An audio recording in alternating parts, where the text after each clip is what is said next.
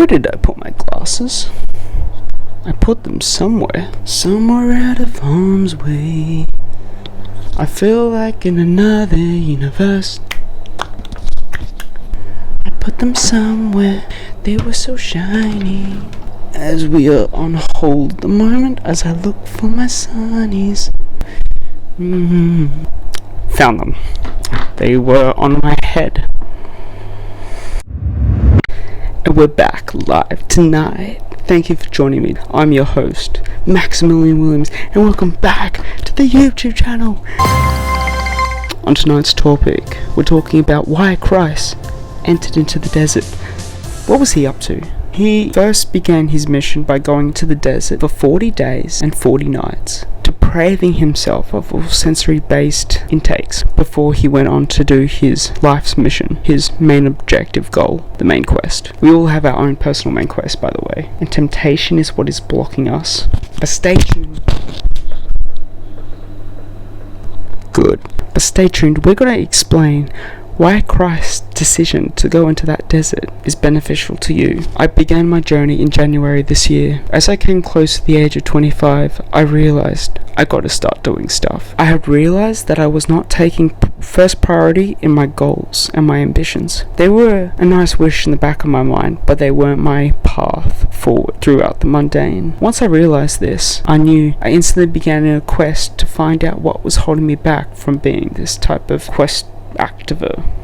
I don't know. It was me falling into temptation. We have a certain amount of battery life each day. We get charged through sleep, and depending on the quality of sleep and our diet and our actions, it depends how much battery we'll have the next day. But throughout our day, when we pour our energy into non-yielding things such as YouTube, doom scrolling. I'll just say doom scrolling. That kind of covers basically the internet. There's also other addictions that you can have in your own personal life outside of the internet. All these things are taking a certain percentage of your battery each day. But what would happen if you all of a sudden got rid of all addictions and temptations in your life? Who would you become? So I thought about this, and as you guys thought, I realized the fact, if you deprive yourself of all temptations and addictions, you have this extra battery, almost like a spare battery of dopamine, and that is the real currency of the world. Money doesn't make the world go round, it's dopamine. It's obvious when I say it, but you would be surprised how many people don't actually believe that. So what did Christ do? He was in the desert. There's so many epic, there's one specific epic painting I find that I think is truly a captivation of the vibe of that story, and I'll put it up now.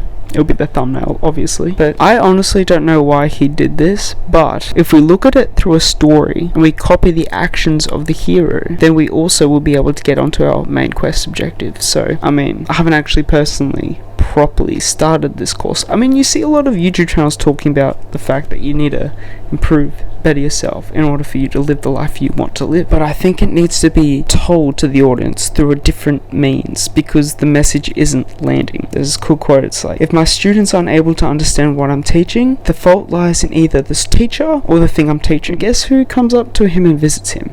The devil. Christ is tempted by the devil through three means. The first one was food, eating, consumption. Jesus is looking around. He's starving, hungry. He sees a rock that, interestingly enough, looks like a loaf of bread. So anyways, Jesus sees this rock that looks like bread, and the devil's like, you're God, you can turn it into bread. But Jesus says no. Man cannot live by bread alone, but by the every word spoken by God.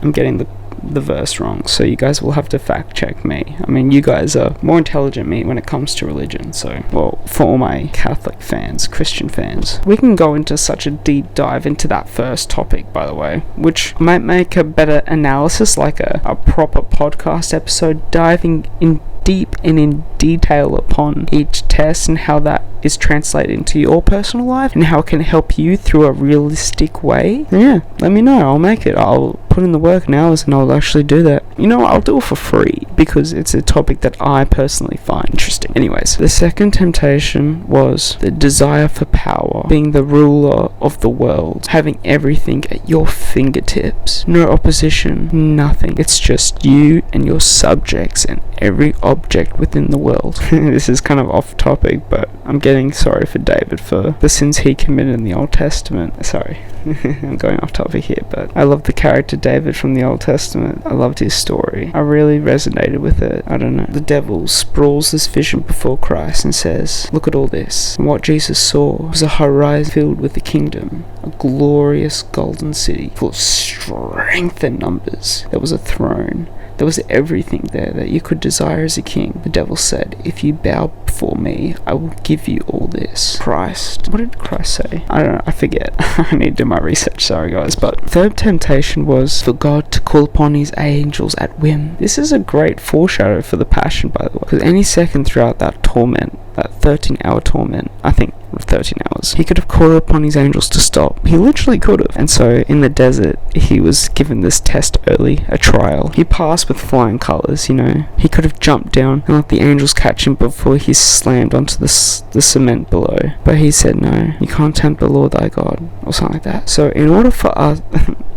The moral of the story, you must cut all addictions and temptations out of your life in order for you to go true with your path and objective in life and what you actually want to get out of it. So now, like you guys, I must cut all that evil temptation off and free my battery so that it may be fully charged for the stuff that I need to do in order for me to achieve what I want to achieve. I feel like I have come ill-equipped and ill-prepared. I'm probably not going to film this, but it's good practice anyway, like making this a part of my schedule to talk to the camera, get used to that, the internet. I've always said this. Now I need to live it and breathe it. I realize that my libido, my attention, is being distracted. Very much like the Odyssey. I want to read that book, actually. I'll do a book review. Stay tuned, guys. Book review coming. Let's flip and go. Yay! Bye-bye.